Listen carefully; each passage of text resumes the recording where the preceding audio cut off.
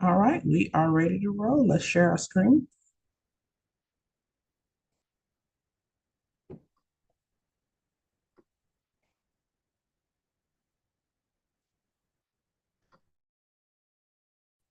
Making sure we share with audio today.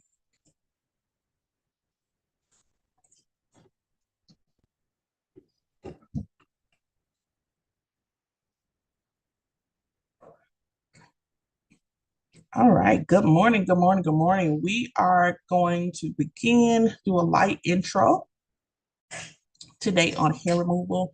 We will involve some form of practice related to this, although we are a virtual course.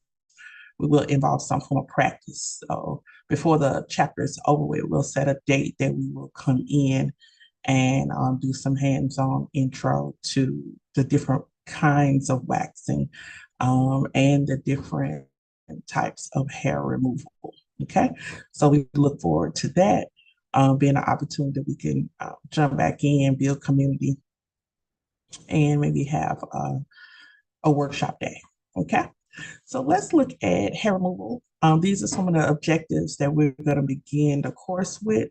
By the time we are finished, well, this chapter, by the time we finish, we should be able to easily answer and give a summary of each one of these objectives. Okay.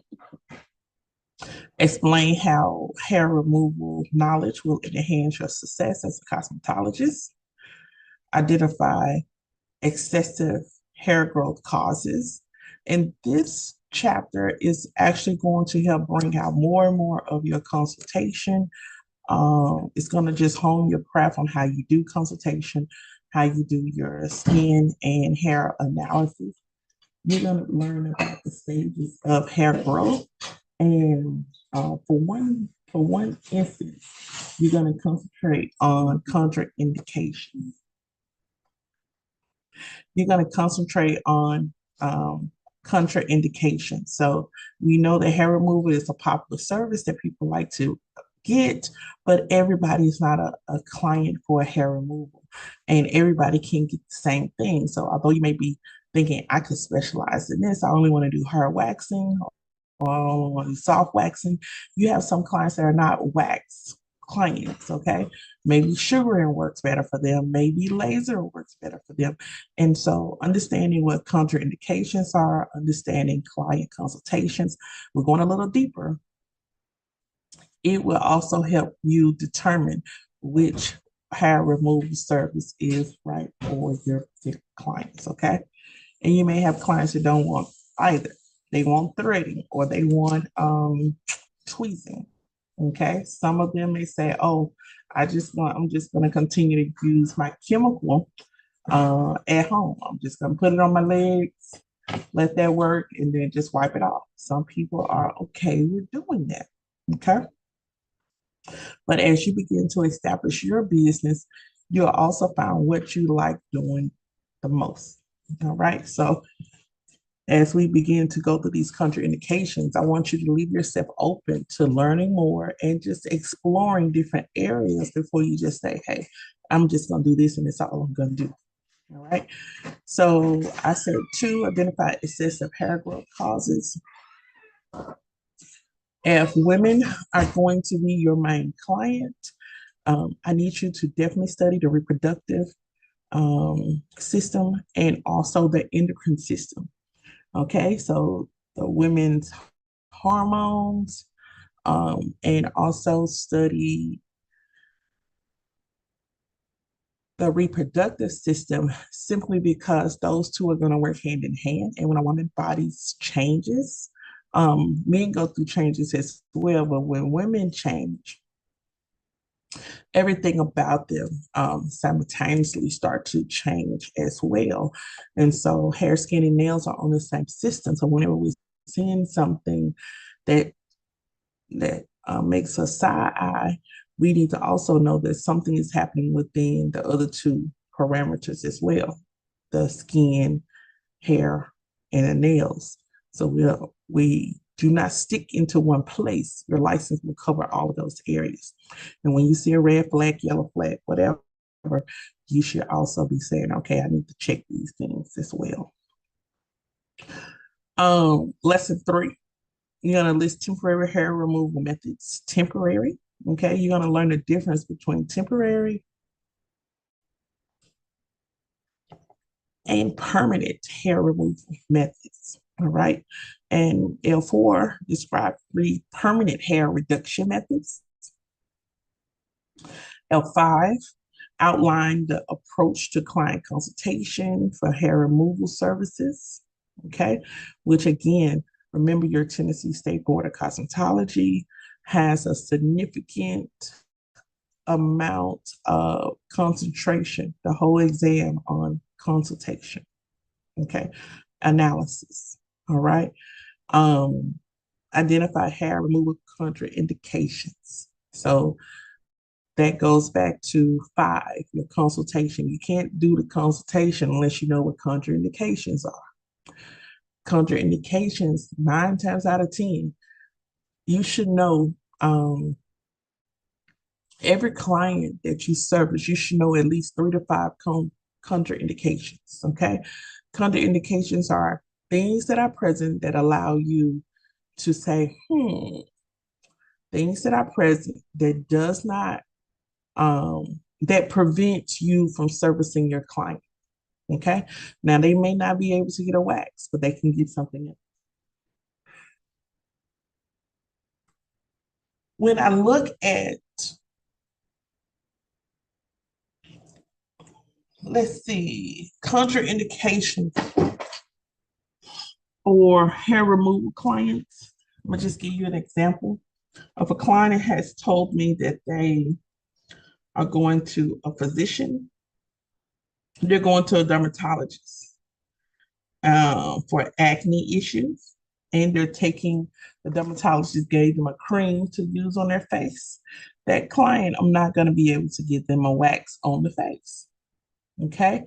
Because before I even know what type of cream it is, already a red flag has gone up. So anytime you're going to a doctor, a dermatologist, they're treating something that cannot be treated inside of the salon or spa.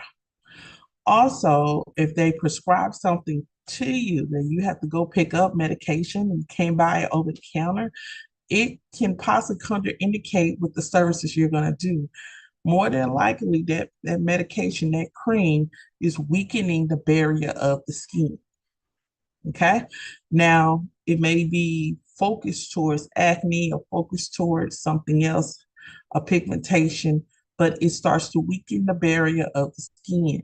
And so, if you decide to do some hard wax or even soft wax, place it across the you'll find that when you remove that strip or remove the hair, that you possibly could bruise them and pull skin up as well. Okay.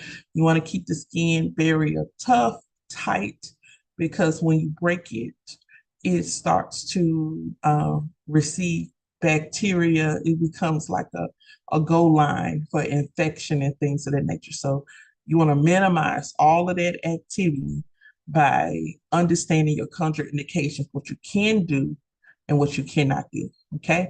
And we have to have conversations with our clients to know what are they saying a doctor. If they're giving you vague answers, take your questions, reword them again. Okay.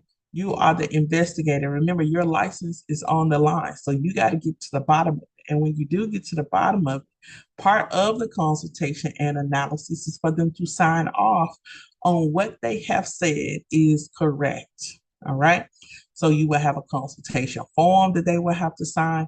And also, it's like when you go to the doctor, that information record, you have to sign that. Also, it is highly suggested, you may see a question on it, is having them sign a waiver as well. And the waiver dismisses you from any legal action. All right. Because people could come in with a whole lot of stuff. And if you don't get it documented and something happens, boom.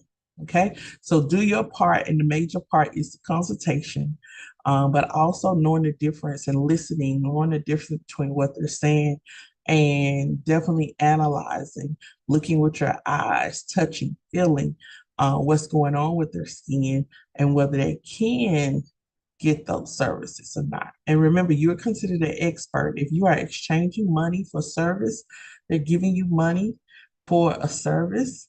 You are expected at that point to be the expert. All right. And the expert should have Bible training, okay, in order to get a license. And so you're held responsible for everything you do once you take that money. Got it? And so everybody ain't gonna be able to jump up and say, I'm taking clients because 9 times out of 10, I do get individuals to say, oh, once we go over the wax chapter, now they take the clients. Impossible. You didn't do that well in class. Impossible. You don't know your terms. Impossible. You don't know, not to say you're not visual and you don't know the procedure, but you have not understood what you're doing. And so we have to get to a place that we understand what we're doing and we're able to execute with no problems. And that's, ladies, okay, is the difference between someone that's just casually doing it because they like it or they took a 1 day class and someone that is licensed and you're the expert in that. That's what you do. You've been trained, okay? And we're gonna revert back to these lessons 1 through 6 throughout our entire training.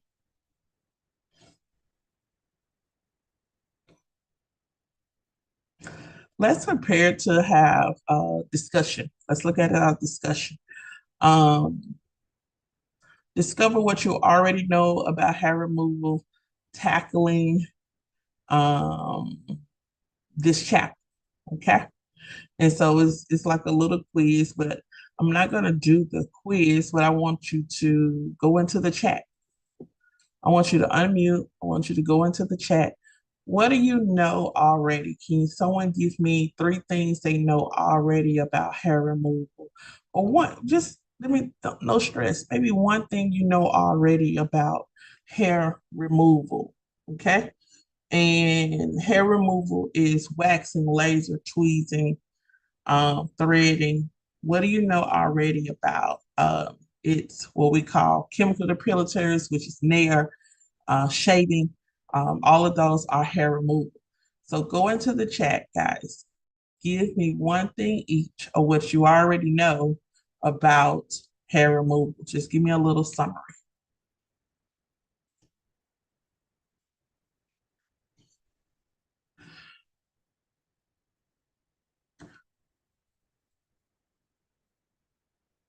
I'm in the chat. Wake up, come alive, chat. I haven't asked you to unmute, so go ahead. What do you already know about hair removal?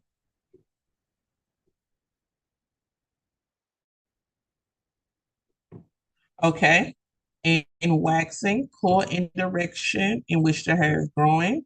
Okay, that's Tara. Good job. Perquetta, laser removal is continuous process. This takes more than one session. Yes, yes, yes. Good job, guys. Um, definitely, when you're looking at waxing,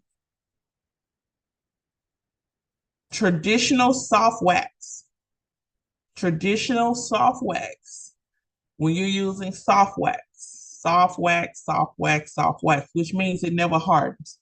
Soft wax, you got to have a strip, okay? And so once you apply the wax, then you'll put the strip on. And when you look at, let me see your statement. Okay. Um, two things when it for Tara for that statement. Um, when you are applying the wax, you apply the wax in the direction of the hair growth for soft wax. Okay. Soft wax means we're going to use a strip. So we apply the wax in the direction of the hair growth. Okay. But we remove the wax in the opposite direction. All right. So for soft wax, apply the wax in the direction of the hair growth. And when you pull the strip back, you pull it back in the opposite direction. So if I'm applying it to the right, I have to pull the wax to the left. Okay. And one reason for that, the hairs are embedded inside of a follicle. When you pull them back the opposite direction, you give the traction for it to come all the way out of that follicle. Okay. And it should come out with the bulb on the end, which means you see this little white dots on the end of each hair. Okay. And so that gives you, it tells you that hair clump is out of that follicle.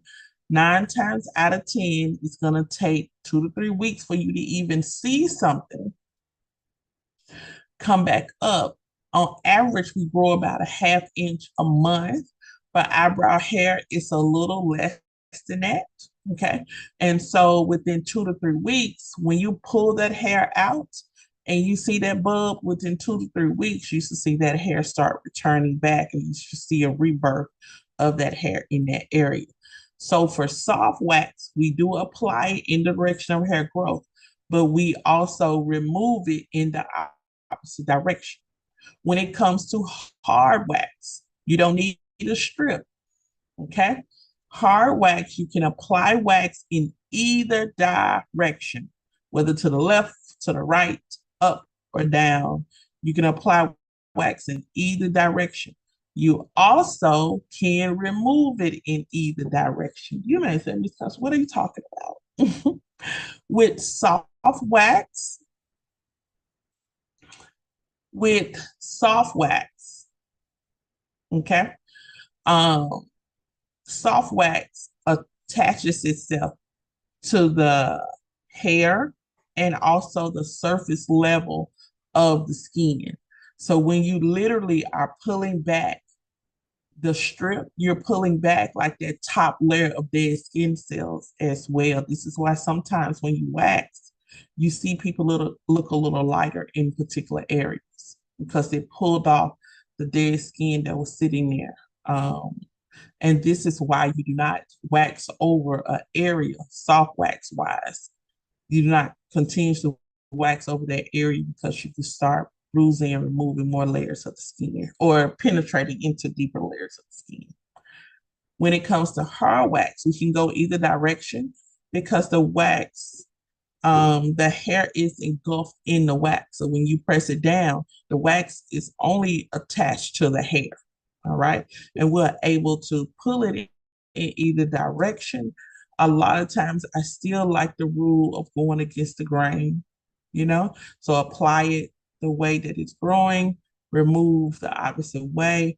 But when you're using hard wax this and you have resistant hair in some areas, I will apply the wax uh, in a resistance. So if the hair is growing to the left, I want to apply the wax to the right. Okay, I want to push the hair out of its comfortable space. And then I will remove it. And simply what we're doing there when we have the opportunity to do some hands-on, we are forcing that hair out of its comfort zone. And when we pull, we are making sure that we pull the hair. Okay, because sometimes hair can just, it lays in that pattern and it just does not pick up on that wax, or it will just slide off of that wax if it's oily. So we want to make sure that when we are waxing our clients, a lot of times we're doing it swiftly and we're doing it in a manner that is not continuously bothering the client because you cannot continuously go over an area over and over and over, even if it's hard wax. Because as that person's temperature starts to rise, they get warmer, the wax, it doesn't stick. Okay. Doesn't stick for warmth, doesn't stick for oil. So we have to be very mindful that when we start, we got to get it done. Okay.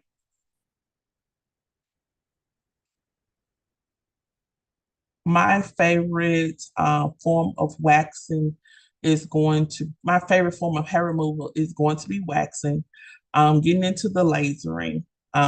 But Um, hard wax is an absolute favorite. I like to use soft wax on teens, but I do like to use soft wax on anything related to the face.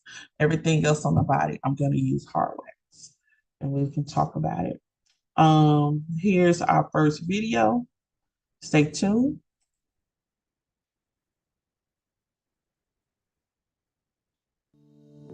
You want to be Make sure our volume is up.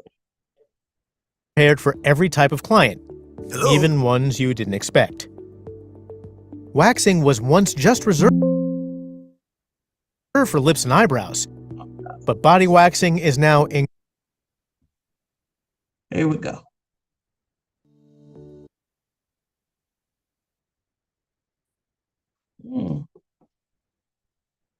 What happened? Okay, hold on, guys.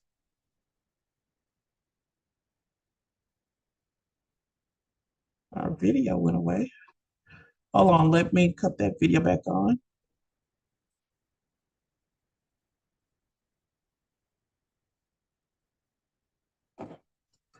Wonder if my internet is acting up. Hold on one moment.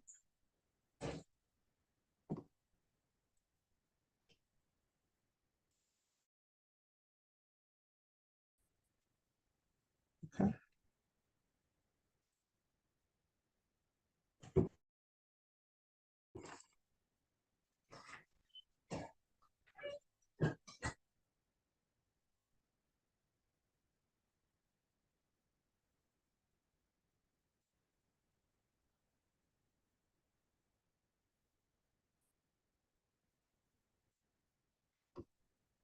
All right, y'all, hold on. I'm trying to figure out what happened to my stuff. One moment.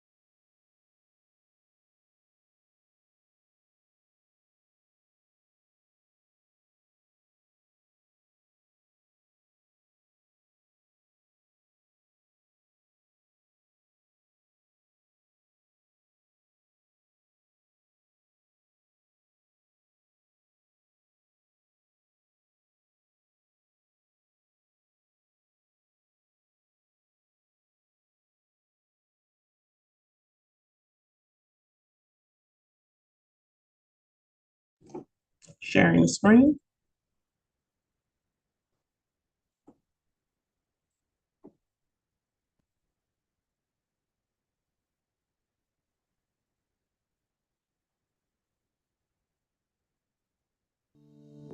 You want to be prepared for every type of client, even ones you didn't expect. Waxing was once just reserved for lips and eyebrows, but body waxing is now incredibly popular. There will be clients with an overabundance of hair and others with just a few unwanted hairs. Knowing the right tools and techniques will allow you to not only satisfy client needs, but you'll be able to offer a valuable add-on service to clients already in the salon. It's important to note to our clients that waxing lasts longer than shaving, and coming for regular visits will actually save them time and money in the long run. But a good sales method is only as good as your technique, and when dealing with any type of hair removal, the safety and comfort of the client is a must. Even if waxing isn't your main focus in the salon, studying hair removal and waxing techniques will give you the knowledge to recommend or perform a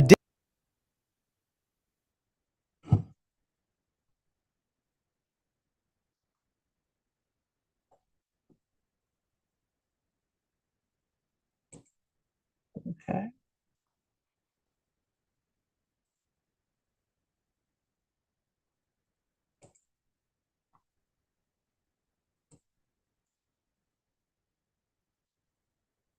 removal and waxing techniques will give you the knowledge to recommend or perform additional lucrative services to your clients and keep them coming back again and again.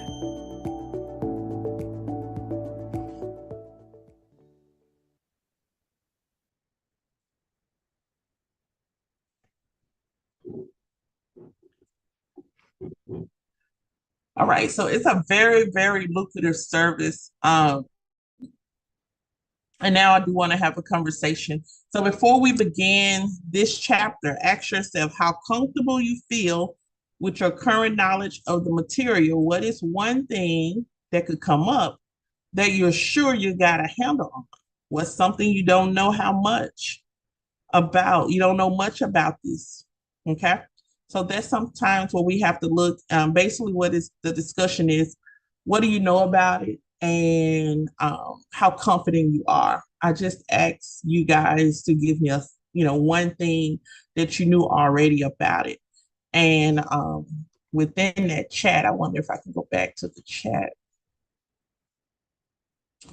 Um, we talked about terrors, but then Paquetta says laser removal is a continuous process. It takes more than one session. Yes. One of my good friends is Candice Morrison, and you guys look her up. She's amazing. You can find her on social media. She's one of the directors of Texas Laser Institute. Any type of laser training, I'm going to advise that you contact her. You may say she's in Texas, but she also comes to Memphis. Okay.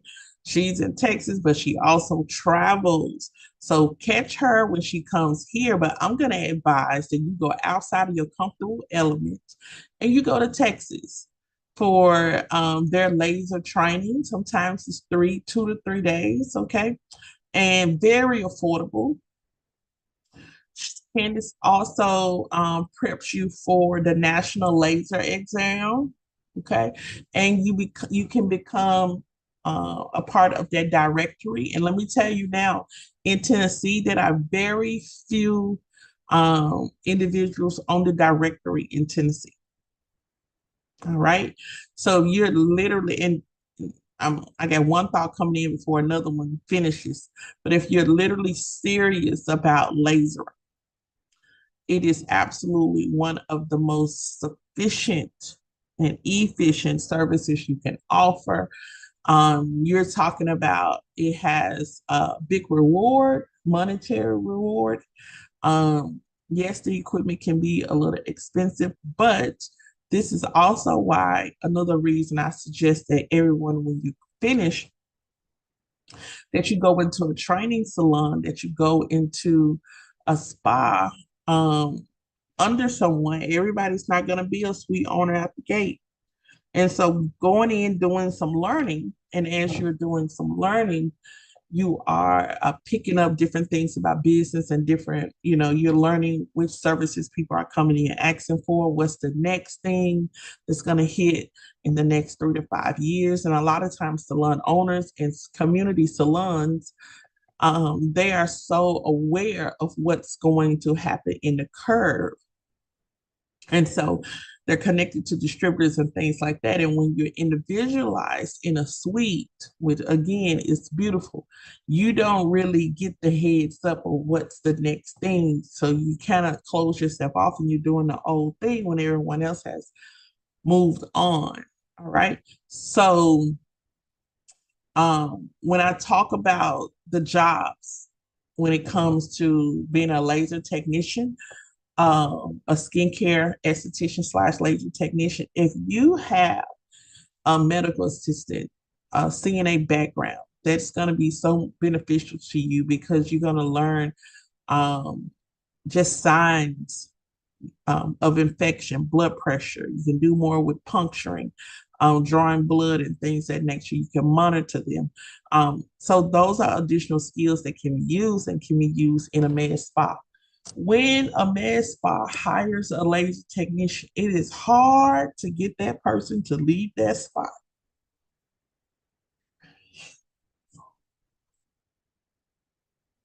So when you see an opening,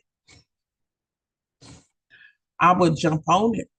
And if you do get the position, it's not like something is like, oh, I get another one. It's hard to get another one because you have individuals who've been seasoned and they've been in their salons and spas for decades and they've been seasoned and they've been teaching side by side. Those individuals in their salon, they're they're retiring. One of my favorite salons is closing downtown. And, that salon invited my students in. It's a salon and spa. It was on Main Street. It's on Main Street. Invited my students in. And, when it invited my students in, it was a spa. It was just so amazing. Just gave us tours. And the legacy lives on. But they're like, hey, we're coming to the end. And they're closing. And they have some of the individuals, like I've been teaching over 25 years, like 25, 26 years. And I know 20 years ago, the same people that were working there are still there. Now they do provide excellent education, but what did it tell you about stability? Those people are not leaving their jobs. They love what they do. They love their employers. And that consistent training, and when you get into a position like that, that tells me that lasering has gotten even more popular because I can go by Skin Body Memphis. We've had field trips there as well and witness somebody coming in and going out within 15 minutes. And you're like, what happened? What did they get? And they got laser treatments. People want to get in and get out. They want to target and I want to say laser certain areas, but they do. They don't want the excessive hair and they want to have a change. And let me tell you that men is the growing market. Men are the growing market of grooming. They compare almost neck and neck with women who go to salon and get services, go to spas and get services. It's men. So as you guys come up, I don't want you to neglect men, but I also want you to say, what's this? Be okay with learning something new. So check out Skin Body Memphis for one of my favorite spas. Also, I want you to check out Texas Laser Institute and my good friend Candice Morris. And you should see all of it on her page. She does the laser training. And um, I can get on the phone at any time. She'll come here, but she doesn't come here a lot. But if she had enough people to do a class here, she would come here. But it's advanced training for us. But I would suggest y'all go there. It's good to be around different people. People from all over the world come to Texas Laser Institute for advanced training. So once they go through a regular program like this, and then they will, you know, some people want to say, hey, I want to jump back in. I've been licensed for 10 years, but I want to learn, have a new certification. They go do that. All right. And so I wanted to address those things that you guys had put in the chat. Okay. So that's the discussion part of it. It is so lucrative. Definitely, I know majority of you have hair. It's something that you absolutely love to do. Hair removal could be your second thing that you love to do. Okay, let's go into our chapter.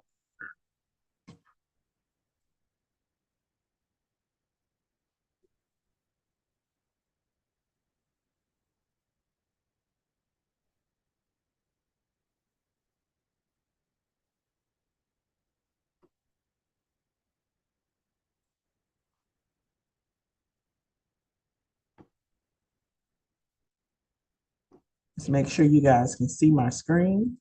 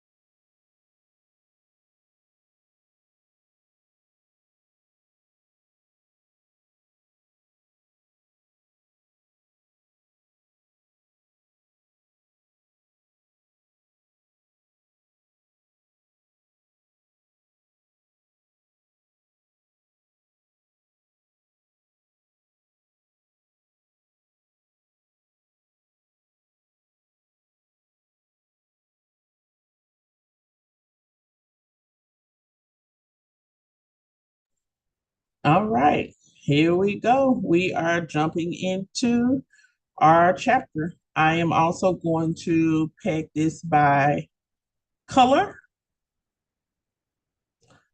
Our first objective is why study hair removal. Okay. One thing you need to know,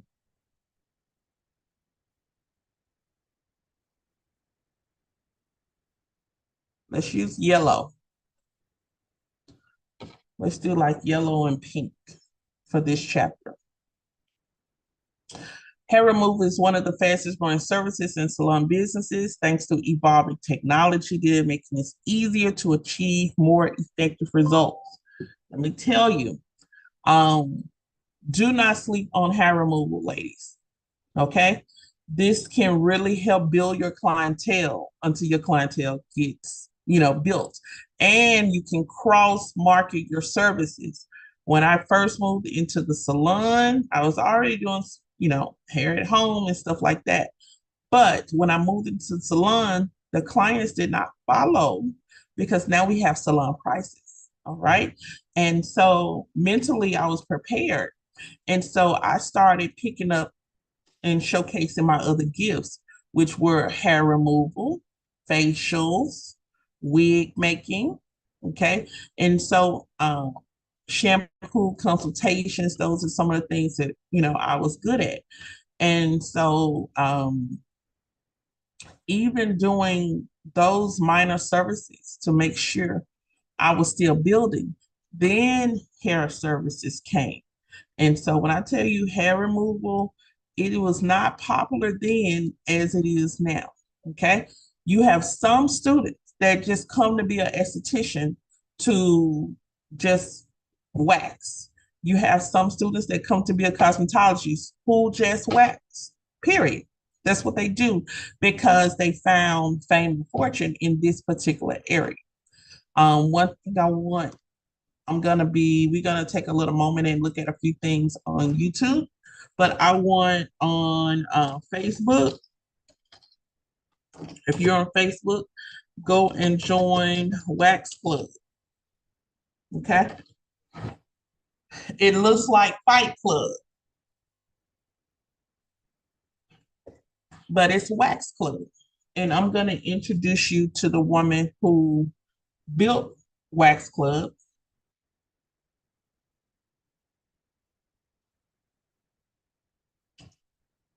Okay, I'm gonna introduce you to the woman who built Wax Club,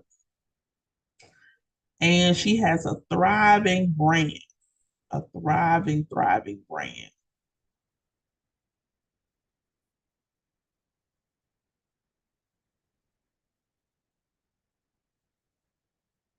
Okay, so I want you to go do that.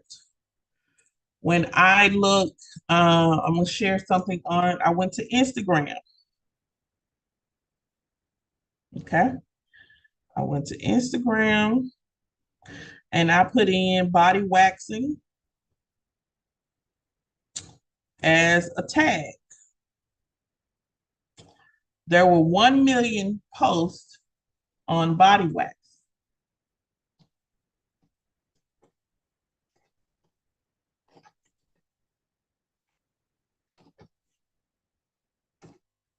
1 million posts on 1 million tags. And that's lowercase. Body waxing, all caps, 500 plus. Body waxing specialist, 56.2K. Body waxing ATL, 1,000 plus. Body waxing Miami, body waxing New Jersey. Body waxing Jamaica, Dubai. All of these are 500 plus. Body waxing Maryland. And you probably can do, let's do body waxing Memphis and see what's the top.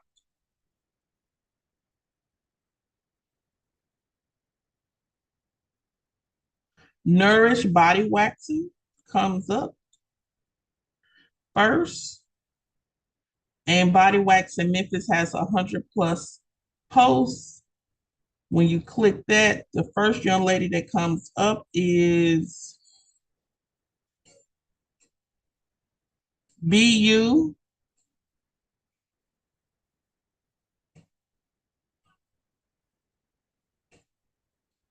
BU mark.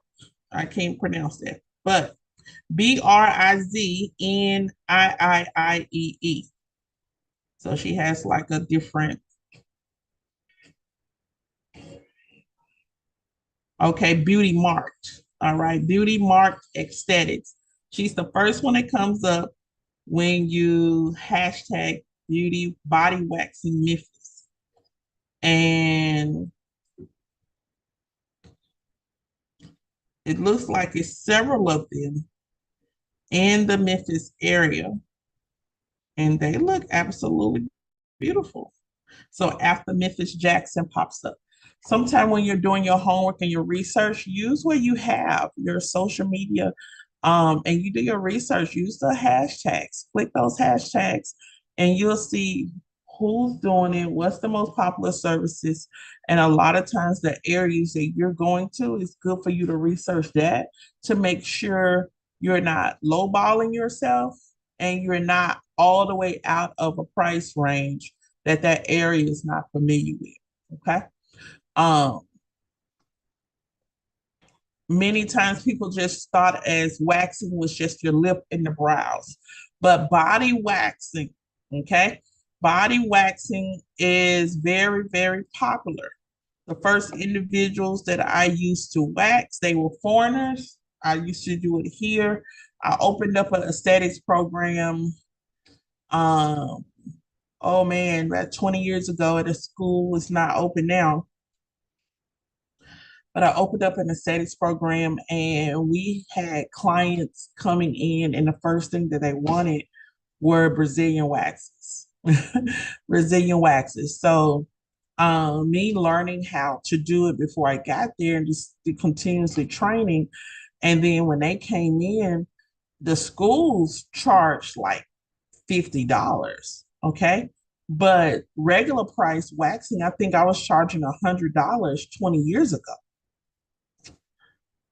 So if I had to do it, it was $100 20 years ago for a Brazilian. Now, I would say a partial Brazilian because we didn't do the front and the back.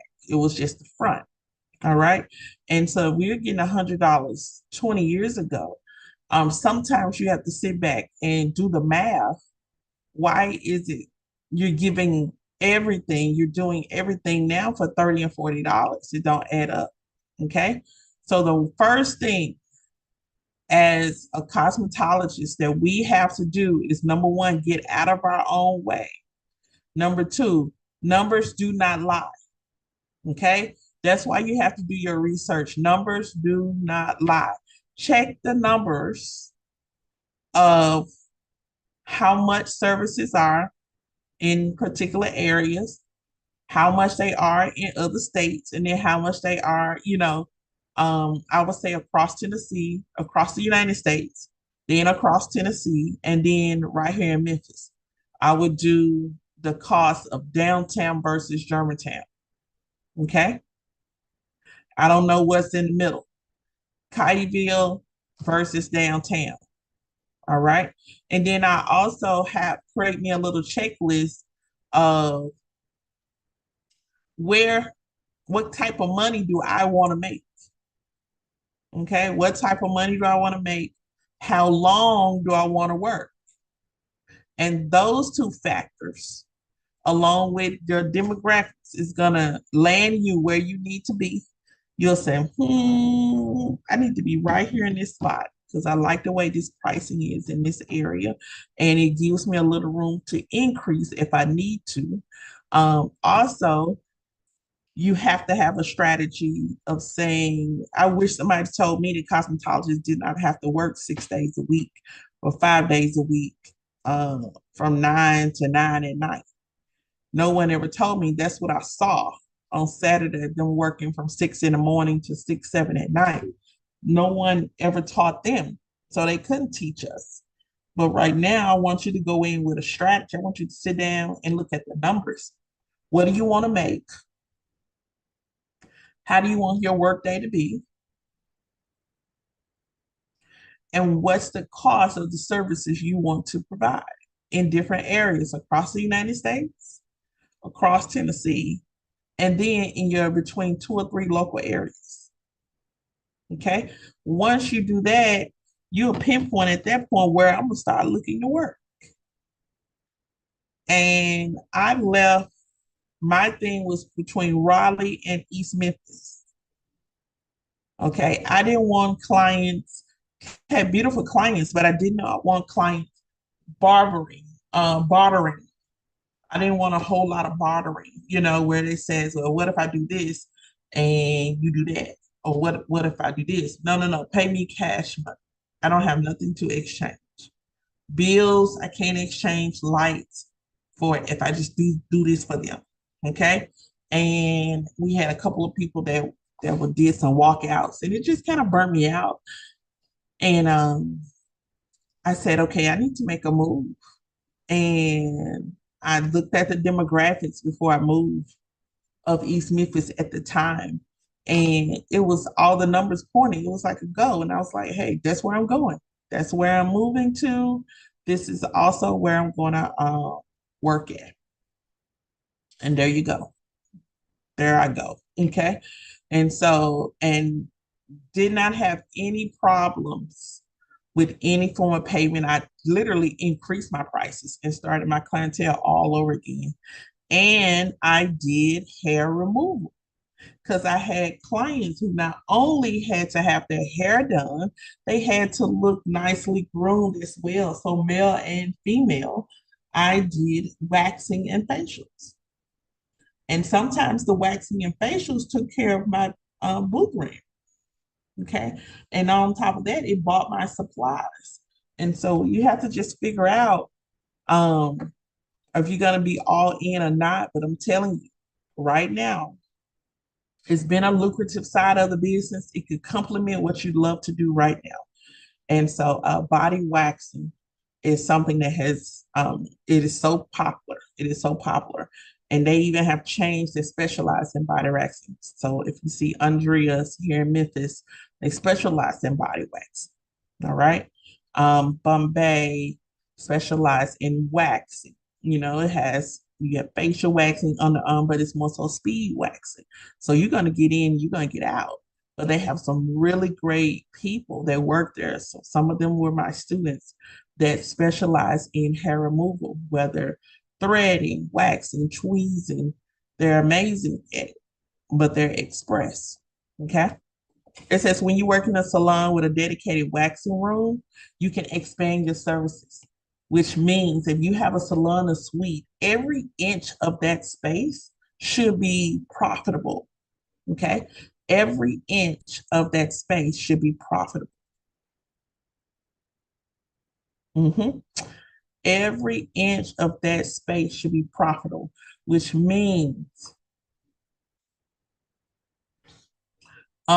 you're not just paying rent to make it look pretty.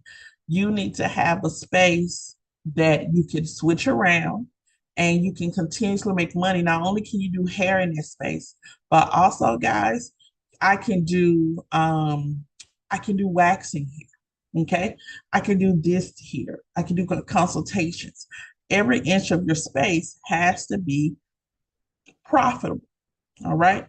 And so if you have a wax room that just with doors, oh man, now you can expand into giving clients that privacy. Now you can do full body services. Okay. And charge more for VIP if you're going to do those services in a private room. Okay. Um, and most of the time, for licensing purposes in Tennessee, you will have to have a separate area if you're doing a salon, a spa, just for waxing. Okay. We want to continue to work on our skills. We're going to understand different types of services. And we're going to learn about getting rid of unwanted hair. That's the main thing. When cosmetologists go to state board, you will have to show on the practical side hair removal. All right. So Ms. Cox is going to teach you how to do a soft wax hair removal and how to do a tweezer hair removal. That's what you're going to be graded on. Okay. It's going to be really easy. Bam, bam, bam, boom, boom. Really, really easy. Okay. It says clients with an abundance of hair are the best candidates for hair removal. All right. We are looking for clients that have a lot of hair.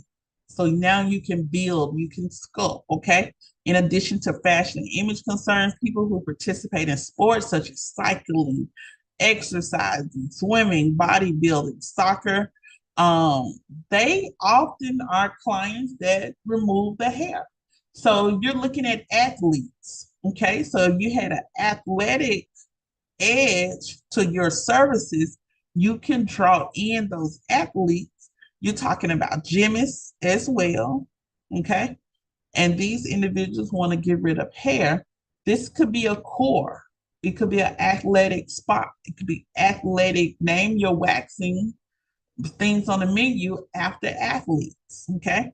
So it could be, this literally could be a target for you, all right? Hair removal approaches fall into two major categories. This is going to be one of your lessons, okay, that we discussed on the exam. Hair removal approaches fall into two major categories: temporary and permanent. Permanent hair reduction, okay? Cosmetologists are generally limited to temporary methods, okay? When we talk about permanent hair reduction, you will have to go, we're talking about the term electrolysis.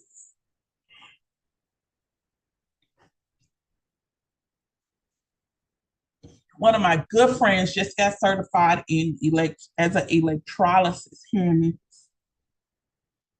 She just got certified as an electrolysis. But cosmetologists are not electrolysis. Electrolysis is going to dibble with the machine, the hair removal machine, the laser, but electrology consists of sticking a needle in every follicle and having electricity retard, kind of kill the hair root.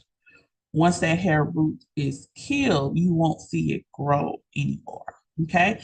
It diminishes the connection from the food source. So from the papilla, bulb, hair root area, all of that gets detached from the food source. All right, which is the nourishment in the blood. So if the hair does not cannot connect to the nourishment in the blood, it will not grow. It will not survive.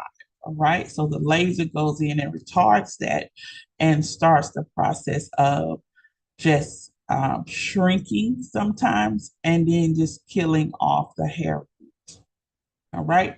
That's what lasering does. Sometimes on the first one is amazing. Sometimes you got to get more than one. Most times there's 3 to 5 in a particular area. That's going to be okay. Once we get into lasering, also be very mindful of your client's Fitzpatrick. And when I say Fitzpatrick, I mean skin type, skin color. All right. Because a lot of lasers and laser education, especially 20 years ago, lasers, and 10, 15 years ago, lasers, um, they were built around the research of working on European people, Caucasian, okay, which have no melanin to minimum amount of melanin. All right. So when we started, I would say the maybe 2018, 2017, 2018 is when I started to see more and more people that look like me coming into skincare. It may have been 2019, 2020. I would say even 2022, where I started to see and I asked questions, well, how did this relate to darker Fitzpatrick's? And you're talking 22, 23, going to trade shows and hearing some of the same information. And I'm still not hearing a concentration like you want me to buy it. But what is the focus on Fitzpatrick's 4 and up? So what's the results on darker skin? And I found that many individuals that look like me were getting laser treatments. And so we those individuals with darker melanin need specialized machines, and you need to have some specialized training as well, because your traditional IPL lasers, it's like when you take a picture, it's a flash. So when you're on that skin, it's targeting the area that is going to remove the hair and improve the skin texture, but it gives off a flash, and the light around that light also causes your pigment to break up. All right, so you would have pigment, your melanin start to disappear in certain areas because of using the improper lasers. Okay. These individuals were not trained on, or there was no research on using these lasers on melanated skin. Very, very little. And even when I go to trade shows now, I sit back and I listen at different ones. And I always want to ask the question, what are your results on Fitzpatrick skin 4 and up? Those are individuals that have darker skin. We are talking about Indians. We're talking about Africans. We're talking about Native Americans. We're talking about Hispanics. We're talking about everybody who is not a person, who are people of color. And so, before you guys go into purchasing products and things of that nature, get a great understanding and ask those questions. How well and what's the research show me of this product, this machine on skin types 4 and up? That's just a little nugget. Okay. And then as we look here, it says cosmetologists should have a thorough understanding of hair removal, and we'll put this in yellow. It's going to be the answer to our first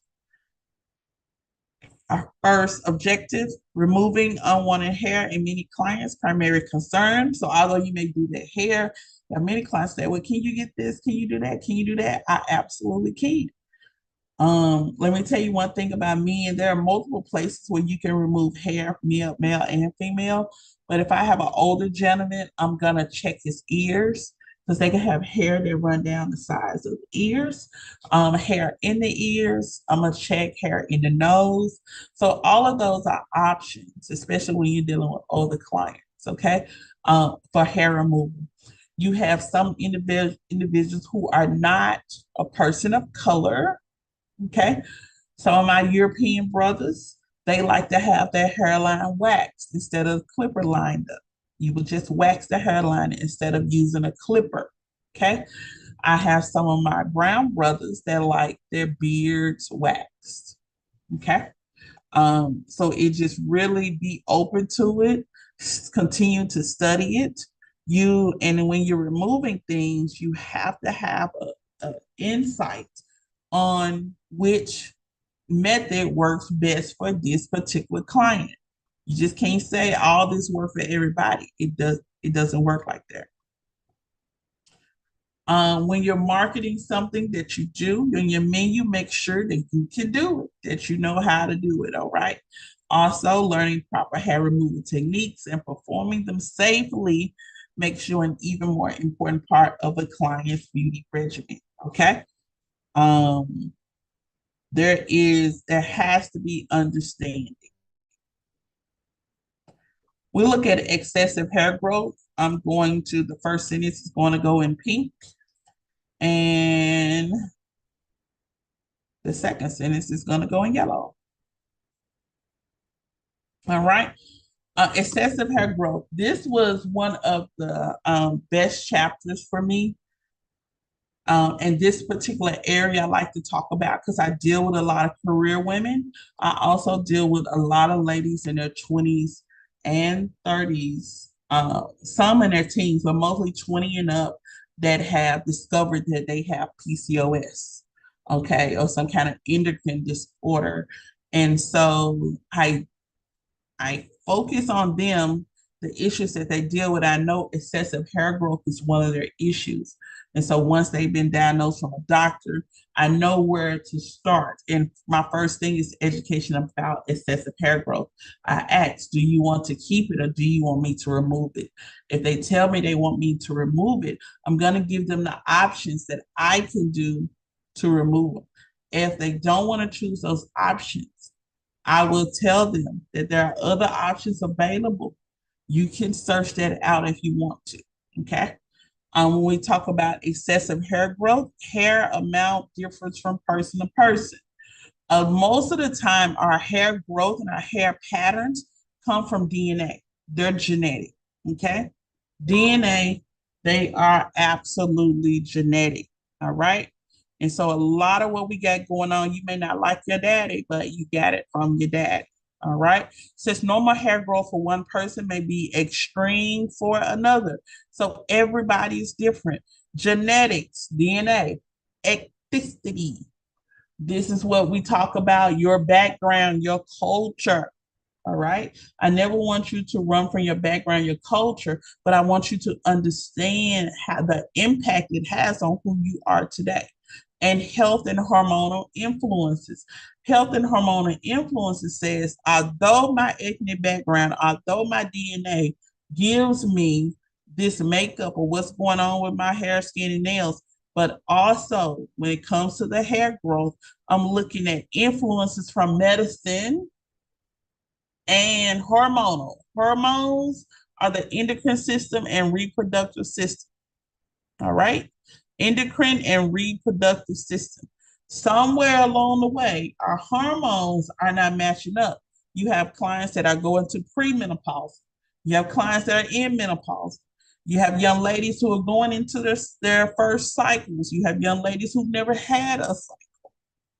Okay, so you have when we cater, and this is what I cater to this particular area. I cater. This is my specialty in this particular area. Excessive hair growth and catering to individuals that have health or hormone issues. Okay. Maybe it's just my little stint. I wanted to be a doctor and I still get an opportunity to work side by side a doctor. All right. So understanding what goes on with a person's body.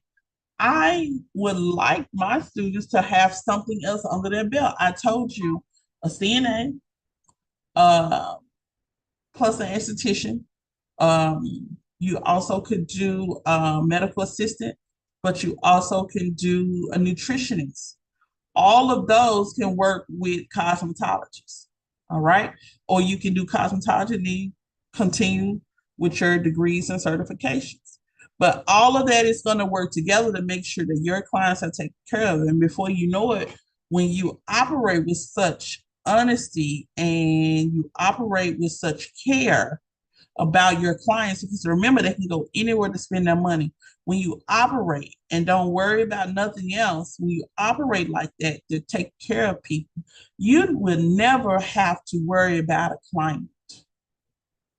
When other people are trying to figure out why the business is slow, your business will be growing because people want the experience for one, but they want somebody to be honest and truthful with them, and they want somebody to care about their hair, skin, and nails.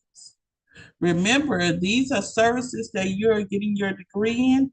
These are services that people can do at home, but they choose to make it a luxury by putting you in their budget. The least we could do, the very least we could do is make sure that they're informed and they know that we're working with them and we're working together to get rid of or to slow down or to make things new when it comes to their hair, skin, and nails. Okay. Hair.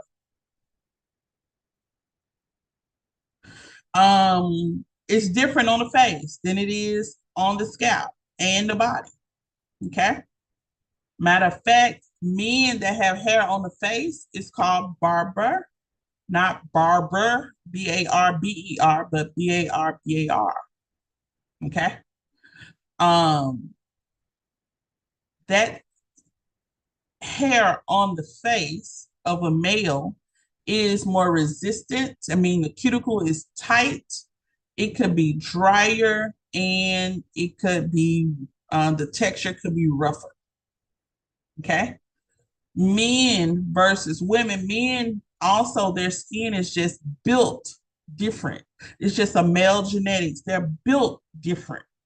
All right. And when you have clients that are taking transformative hormones, which means they're transforming from a male to a female or female to a male, you're going to have to always check this person's excessive hair growth because their hormones are going from one thing to another. This person may also choose um, to share with you what they're doing, what the plan is. You need to know every time that the medication did not work and they started changing to any kind of medication. Okay? Because it takes anywhere between 30 to 60 days for medication to settle in. And if someone keeps changing, then we have issues with hair, skin, and nails. The hormones can never get balanced. And then for women and men, recent studies have shown that magnesium has been a miss for a lot of men and a miss for a lot of women.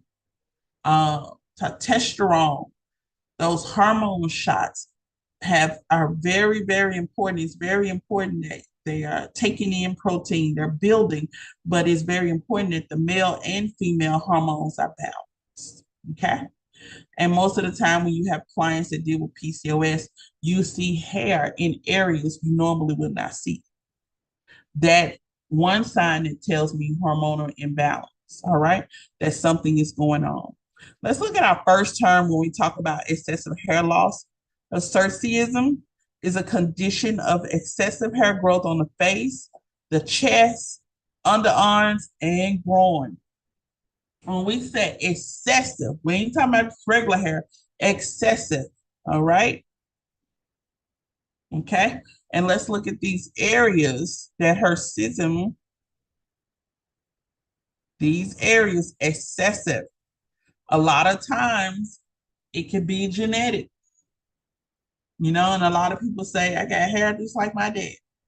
Or in these particular areas, and especially on women, I've seen on video women growing a full beard and they just get tired of shaving every day. They just let it go. They just let it grow.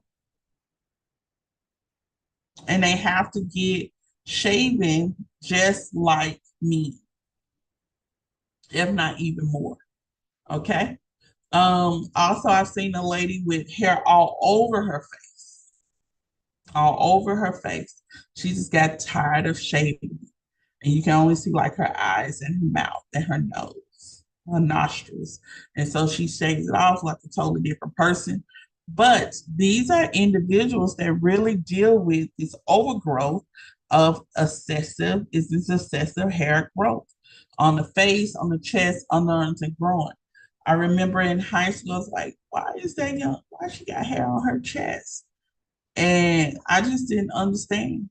I just didn't understand. I was curious. I didn't ask, but I was curious because I was in cosmetology and we were learning things like this. And it just made me start to look at things and people a little bit differently. Okay. It says, especially in women, it results from excessive androgens. Okay. Androgens. We are talking about hormones in the blood. So when we starting to see this excessiveness, and also guys, in the summer, this comes with sweating, which means your clients, you may have to have conversation and talks because your clients with this may have to bathe twice a day. Or when they come in and get waxed, you may have to leave stronger wipes or more wipes just simply because it is summertime. They have this excess hair. They're sweating, but also the wipes will help minimize odor as well. Okay. And so puberty, medications, illness, and stress can all cause a hormone imbalance. And when I talk about stress, you have this excessive hair growth on the body, but then on your scalp, the hair will fall out. And guess what? You can fool everybody else with your smile, but in the inside, your body is saying, I don't know. We know you need to get off that stress because your hair start falling out. You get tired. You're going to gain weight, and then you're going to have issues with this excessive hair. And anywhere there's an excessive hair, there's more follicles. Where there's more follicles, there's more oil, more areas for dirt and oil and bacteria to grow from. So more chance of bacteria and infection germs. So you have to make sure that you're not stressed or you find, I know that's easy for me to say, and I'm saying it to myself as well. You got to find a way to decompress, whether that's your quiet time, whether it's going to the spa, not saying anything, whether it's sitting in your backyard. You got to find a way to balance or to minimize the stress, because this is just what we see on the outside. And when your cosmetologist, when you as a cosmetologist bring this up to your client, that's a warning sign, because what's happening, if this is happening to us and we can see this, where the stress is weighing on the organs, okay? So now the organs can start to have issues because of the stress. Stress can turn into energy inside your body, and it could find its way in these little gaps, and the gaps are in your joints. So now you got back aches, you got aches and joints in places you never thought you had because of and literally holistic energy source of stress, negativity. That stuff can ball up in places and it could sit. It could cause you to have, if I don't I don't want to like go over your head, but if study unforgiveness, what happens to your body when you do not forgive people and you walk around with anger? You really start deteriorating your organs from the inside out. Now you're brought on like cancer and heart disease and things of that nature. Please study unforgiveness, because it's an energy that causes, just like stress, it causes things to wear down on your organs and it sit in these little places and cause things to be abnormal. Okay. So when we are also as a cosmetologist, you know that you are your client. Sometimes they tell you stuff that they don't tell everybody else. You are their number one resource, cosmetology and barbers, when it comes to the health of their body. They will talk to you before they talk to a doctor. They will come see you before they see a doctor. Okay. And so we want to make sure that we're educated and we see these things and we have conversations about them because we see them first. And so I always ask young ladies that when they tell me their cycles irregular, and then they tell me they like all kind of snacks, and then they tell me I can see they're a little overweight and their texture of their skin just looks a little rough, or I see hair already growing on their chin, or hair excessive on their lip, or hair just, it looks like if you could connect the beard, you can connect the beard. When I see that, I tell them, please, I would love for you to go get evaluated and get your check for PCOS. If it's a teenager, I want to talk to their parent because I don't want to talk to them and project something, say, hey, it looks like some signs of things, I really want you to go get checked out and then come back. And most of the time when they come back, they say, hey, yeah, they told me I had PCOS. And so now that we know, this is how your routine should go. Okay. And so this was just an intro today. Also, let me look at this area here. When you got somebody that comes in with this excessive hair growth in these areas, build you a menu, one price that'll hit all these areas. Call it a excessive hair growth package. Okay, definitely call it something, because what can happen is you will have clients that just come in and want this done. Okay. Hypertrichosis, excessive terminal hair. And when we talk about excessive terminal hair, this is hair that has pigment, it's dark, and it's long. Not long like ponytail, but it's been there for a minute. We here to stay. Okay. Hypertrichosis, excessive terminal hair growth in body areas that normally grow only vellus hair. Vellus hair is a very thin hair. That's what if you're doing a dermaplane, which is removing the hair off the face like the peach fuzz. So just say on the face, you normally will have peach fuzz, and just say that peach fuzz gets replaced. Now you got long hair. You got, it's starting to curl up. It's tough. You got a little resistance to it. It's dark. That's hypertrichosis. Sometimes we could wax too early. Premature, we can wax too early. And when you start waxing a person's eyebrows or a person's face too early, it'll send a signal that says, oh, this person is ready. What if this person is going through stages of puberty, you know? And you're giving them full body waxing. You hadn't even allowed this turning point to happen before you're moving them into full adult permanent hair. Most of the time, I say students are not ready unless they're 16 and up. Permanent hair starts coming in 16 and up. Okay. And so if they're getting relaxers and things like that at 12, 13, 4, and 5 years old, there's a major damage that's happening because that's not the hair that they're going to live with for the rest of their life. That hair is due to be shed. It is thinner. No matter how thick it looks, it is thinner. It is premature. It's not going to be the same hair that they have 15, 20 years from now. Okay. And so while they're building and going through these stages, you want to make sure that they're in the right places. Now, hypertrichosis says for a woman, we're supposed to have vellus hair on the face. Peach fuzz, it don't have no color to it. You can barely see it. The only time you see it, you got a microscope, okay? But if a person starts shaving early, it is going to produce, it's going to send a signal and say, oh, we're ready. We're ready to go to the next stage. It's not that the hair comes in, because that's a myth too. The hair comes in tougher, firmer, darker. It does. But it's not because of something that you do. It's just prematurely it came in a little early.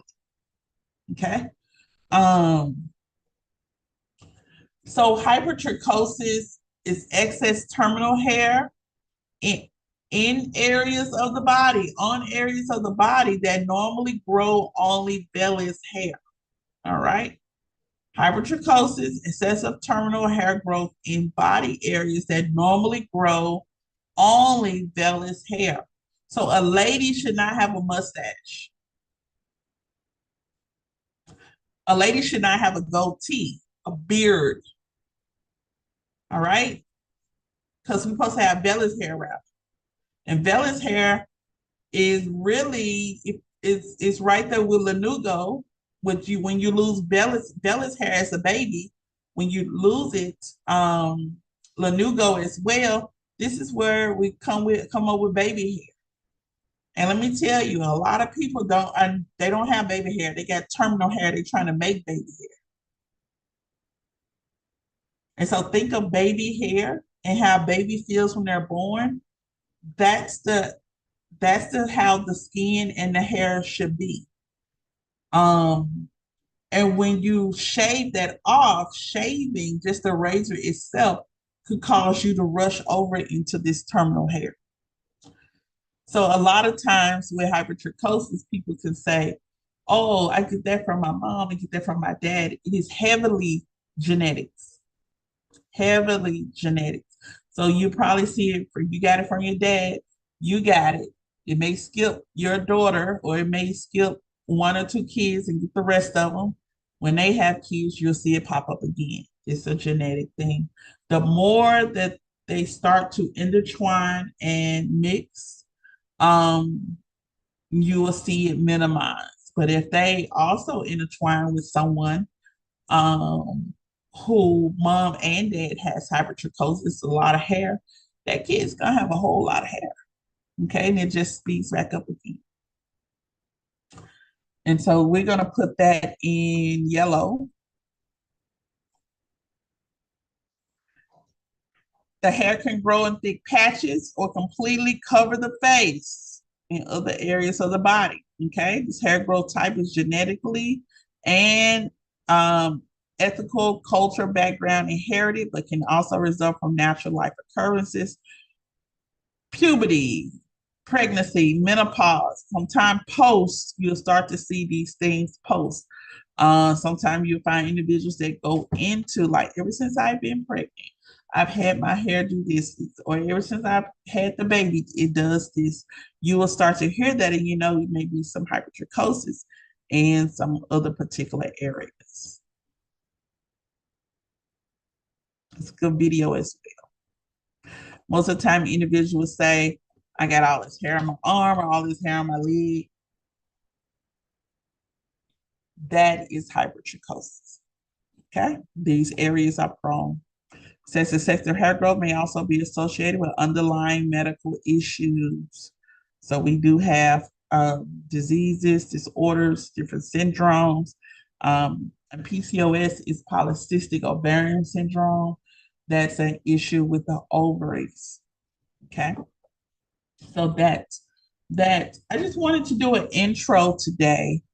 I want you to continue reading. Go ahead and read temporary hair removal. Okay. I want you to read temporary hair removal. That's what we're going to pick up tomorrow. You're going to go into shaving, tweezing, and depilatories. Okay. So we'll start at temporary hair removals tomorrow. And we'll ask some questions and watch another video. I do want to share something with you really, really, really, really quick.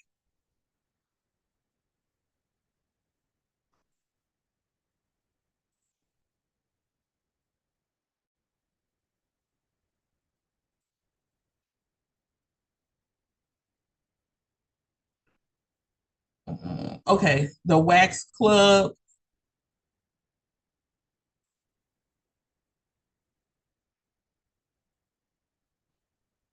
Wax Club on Facebook.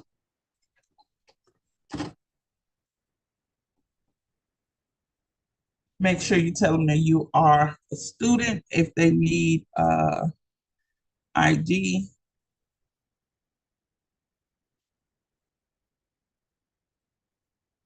I don't think this is the Wax Club. Now,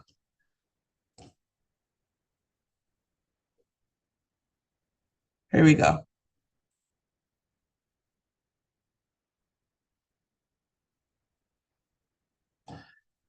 20.7 thousand members.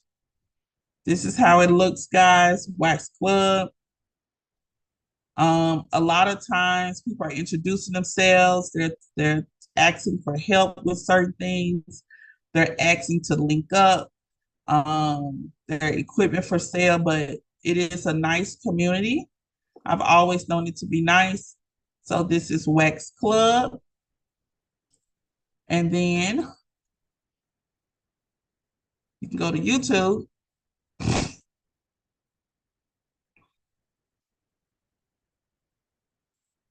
And I want you to check out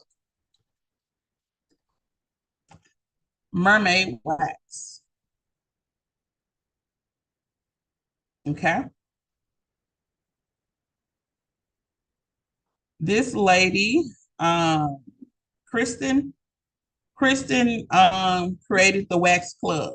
So she has a studio in Austin, Texas, I believe. And then she has a wax company. Okay.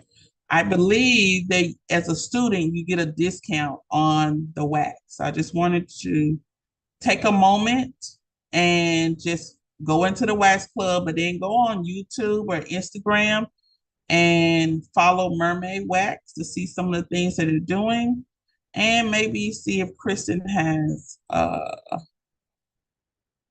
something going on as well. But she started just like you guys, a student, and she was doing wax videos, and companies just started to recognize her and they would just send her product. So I tell you about her story from just being sent product to practice with to getting paid to having her own company. Okay. And so we'll talk about that tomorrow, but I want you to definitely follow Mermaid Wax and it'll take you to Kristen and then follow the Wax Club. Y'all got it?